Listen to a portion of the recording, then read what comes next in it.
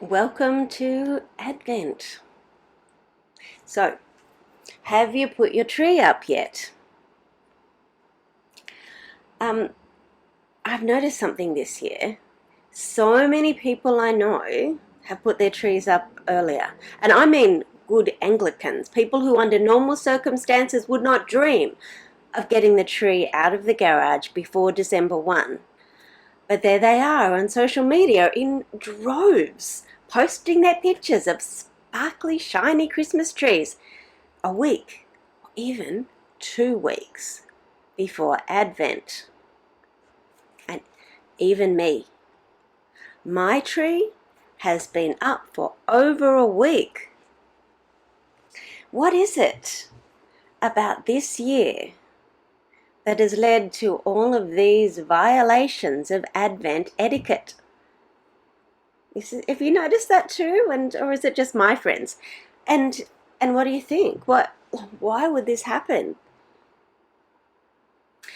My guess is that people are just feeling in desperate need of something shiny, something festive, something to cheer them up and give some hope after that dismal year. When Russia started bombing Ukraine at the start of the year, we at St. Paul's placed a peace candle on the communion table and committed to praying together for peace every Sunday until the war was over. And we are still praying, and we have been through several candles now. And then more conflicts have joined Ukraine in our prayers and revealed even more traumatic images on the news to keep us awake at night. And then, well, that's all happening overseas, but in Australia, goodness, the referendum uncovered depths of division and animosity and prejudice in our country beyond anything that I had imagined was there. And the result of that referendum has left Aboriginal and Torres Strait Islanders feeling rejected and hated and without hope for their children's future. It has been a rubbish year. And don't we all need something to hold on to, something to give us back, some reason to hope? And so we were desperate for Advent to come, so we can put the tree up and light the candle of hope and begin to feel okay again. And then we come to church and we are presented with a gospel reading that is the most difficult to understand of all the gospel readings that we hear all through the year. The sun darkened, the moon no longer giving light, stars falling, the heavens shaken. And every year this happens. Advent 1 is dark and brooding and apocalyptic. Every year, Advent 1 says to us, "Ha! You came here for simple solutions, didn't you? For easy answers. You're not going to find them here. If you want simple solutions to life's despair, you're more likely to find them at the shopping centre. Here, we are followers of Jesus, and if there's one thing Jesus has taught us, it is that answers that are true are never, ever easy." So let's take a deep breath and have a look at this dark and brooding sky that our readings present us with. And as we look closely, if we hold the Isaiah reading and the Mark reading together, what we notice is that this shaking of the heavens, which might sound pretty scary, is actually a good thing, a longed for thing. So Isaiah says, oh, that God would rend the heavens and come down so that the mountains would quake at his presence. And as when fire kindles brushwood, as the fire causes water to boil, to make your name known to your adversaries, so that the nations might tremble at your presence. As when you did awesome deeds that we did not expect. You came down. The mountains quaked at your presence. The rending and shaking of the heavens or the sky in Isaiah is a sign, a metaphor for God showing up to bring, showing up in a way that is clear and obvious, though unexpected, to everybody. What awesome deeds from the past do you think the author is thinking about here? Was it mountains actually quaking? Was it actual fire? No, it was the acts of deliverance from the past, when God brought the people out of slavery in Egypt, when God protected and fed them in the wilderness, when God turned back enemies that had besieged them in Jerusalem. These words in Isaiah were written after the people had returned from exile in Babylon. They had returned, but they'd returned and found that life back home was actually really, really hard. Enemies, droughts, divisions, not at all the great salvation they had looked forward to. And so they long for God to rend the heavens, to tear the sky open, and do again for them the mighty deeds from the past. And we all know that feeling, don't we? Of life being a bit nothing, a bit rubbish, and remembering those things from the past when God seemed closer, nearer, more active, and longing for God just to do that again.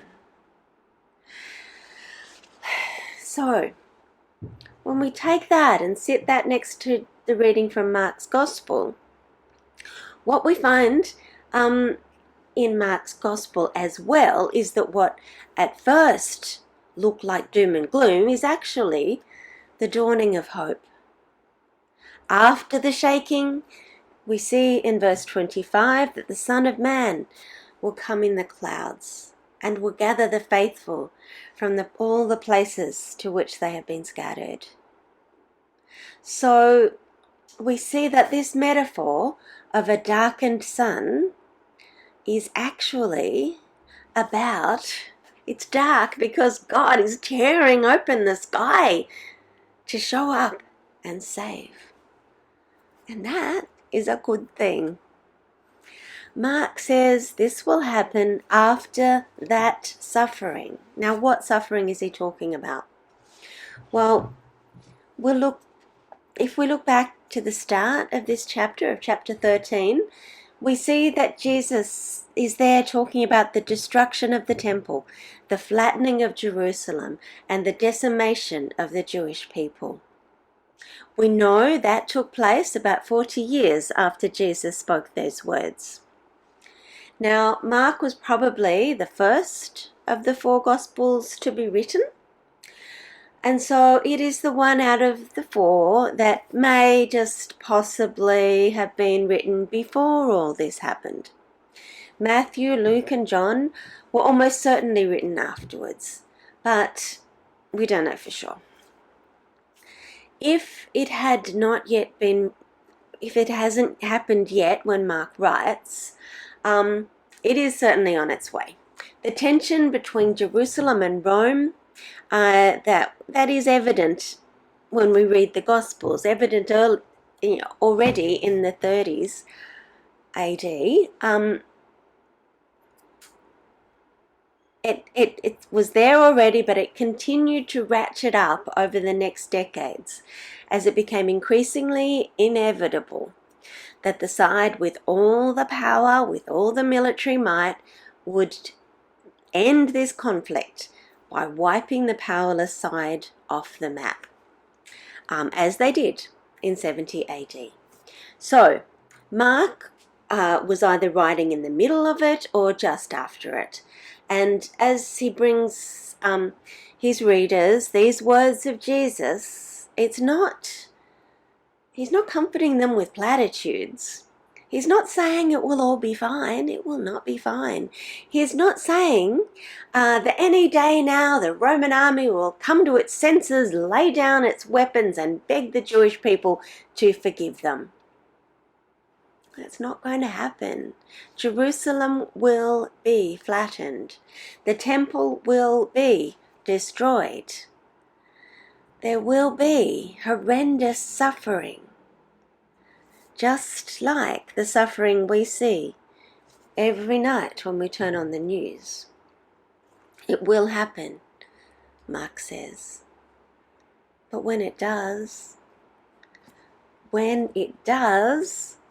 God will rend the heavens and come down. God will not be absent in the moment of God's people's greatest suffering. God will be there. God will send angels to gather all the many, many faithful ones who have died in that war, gather them into God's kingdom. Jesus is telling them that the most horrific destruction is on its way. There's no sugarcoating that. It's happening. And it will be so awful that they will think God has abandoned them. But God has not abandoned them. Quite the opposite. They should see the devastation as a sign that God is about to show up. Now, when it gets so hard that it is unbearable, when it is so dark that you can't see any light, that is your sign that God is about to rend the heavens and come down to save, to gather, to deliver, to do something new. When God does that, it's rarely what we expect. Isaiah wrote about awesome deeds that we did not expect. That's what God does, awesome deeds that we did not expect. God does not follow our orders. The Jewish people in 70 AD or leading up to 70 AD, no doubt, wanted God to tear open the sky and come down to destroy the Romans and protect their temple and their city. That did not happen. But does that mean God had abandoned them? Absolutely not. God showed up for them in an unexpected way by being with them and enabling them to maintain their identity and their faith without the temple and without the city. God turned up to show them that they didn't need those things. They would be okay without them. Now, some of them became followers of Jesus, walking in the new way that God had opened up through Jesus' death and resurrection. Most of them didn't, but God still showed up for them, enabling them to maintain their faith and identity for 2,000 years, right down to today, and to survive many, many more horrendous acts of violence against them. The darkest of dark times are not a sign of God's absence.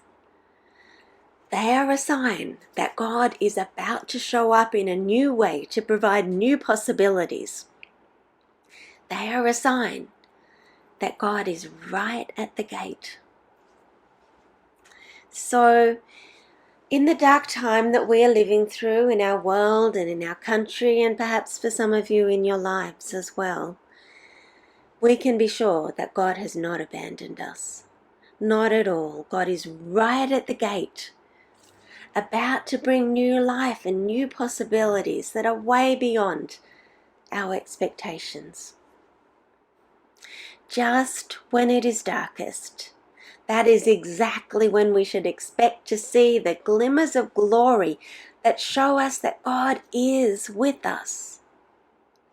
The next verse in Isaiah, after what I read earlier, says this: from ages past, no one has heard, no ear has perceived, no eye has seen any God besides you, who works for those who wait for you. What that is saying is that every single glimmer of glory we have ever seen is a glimpse of God. There's no other God doing this stuff, only God. And of course, different people have different names for God, but there is only one. Every time someone in distress has been unexpectedly rescued or comforted, every time we were about to lose hope and give up, but unexpectedly found ourselves able to take one more step, every time that happens, it is God showing up. Every single glimpse of glory is God. We have not been abandoned. God has not left us alone. God is at the very gates. So let's make sure we keep the door open by holding on to hope, by continuing to pray, by continuing to meet together to remind each other to keep praying and keep hoping, by continuing to search the sky for signs that God is tearing apart every barrier in order to be right by your side just when you need some fresh and unexpected awesomeness to light up the darkness. And may that be. Amen.